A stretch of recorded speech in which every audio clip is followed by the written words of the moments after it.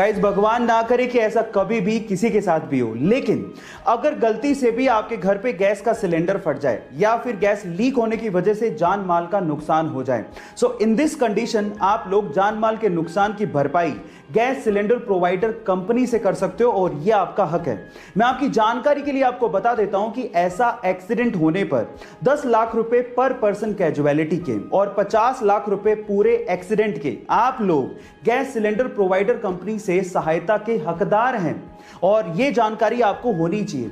Guys, आप लोगों ने फास्ट एंड फ्यूरियस तो जरूर देखी होगी। इस फिल्म के और इस सीरीज के आप लोग दीवाने भी होंगे और स्पेशली दीवाने होंगे विन डीजल की एक्टिंग के, है ना गाइस। पर गाइस, क्या आपको पता है कि विन डीजल के एक्टिंग करियर की शुरुआत कैसे हुई थी?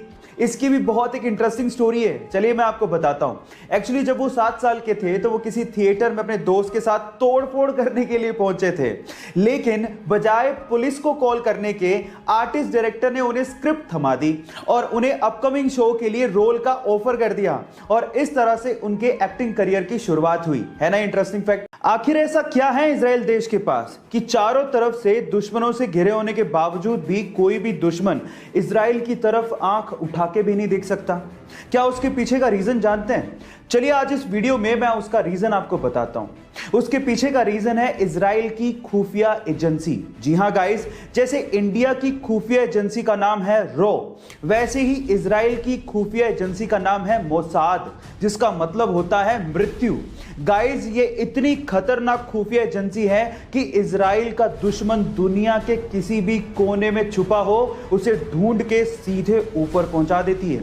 इसीलिए इस खुफिया एजेंसी को दुनिया की सबसे खतरनाक खुफिया एजेंसी कहा जाता है और इसी वजह से कोई भी दुश्मन इजराइल की तरफ आंख उठा के नहीं देखता। इंडिया की स्पेस एजेंसी इसरो का एक और कमाल सुनिए। नवंबर 2019 में कार्टोसैट 3 नामक एक सैटेलाइट को सफलतापूर्वक स्पेस में इन्होंने लॉन्च कर दिया। अब इसकी खास बात सुनिए।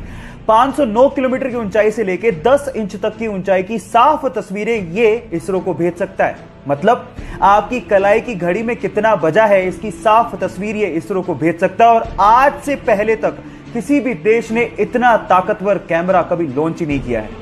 इसरो ने हमेशा हमारे सर को फक्र से ऊंचा किया है, इसलिए उनके लिए एक लाइक तो बनता है।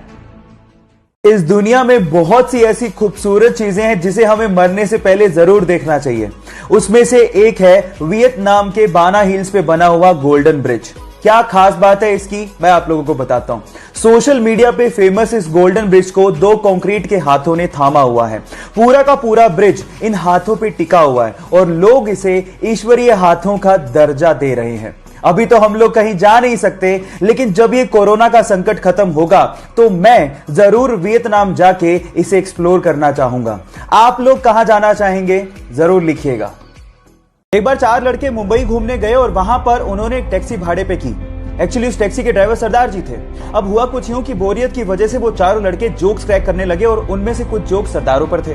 जब भी वो सरदारों वाले जोक्स क्रैक करते, सरदार जी को बड़े ध्यान से देखते, लेकिन सरदार जी कोई रिएक्शन दे ही नहीं रहे थे। जब पूरा दिन खत्म हो गया तो उतरते वक्त उन चारों लड़कों ने सरदार जी को कहा कि हमने सरदारों पर इतने जोक्स क्रैक किए, आपको बुरा क्यों नहीं लगा?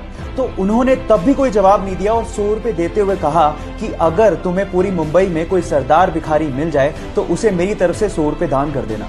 वो चारों लड़के पूरे दिन मुंबई घूमते रहे, लेकिन उन्हें कहीं सरदार भिखारी दिखाई नहीं। तब उन्हें समझ में आ गया कि हम मजाक जरूर उड़ाते हैं, लेकिन इससे मेहनती लोग होते भी नहीं हैं। गाइस, इन सरदारों के लिए एक हाथ तो बनता है।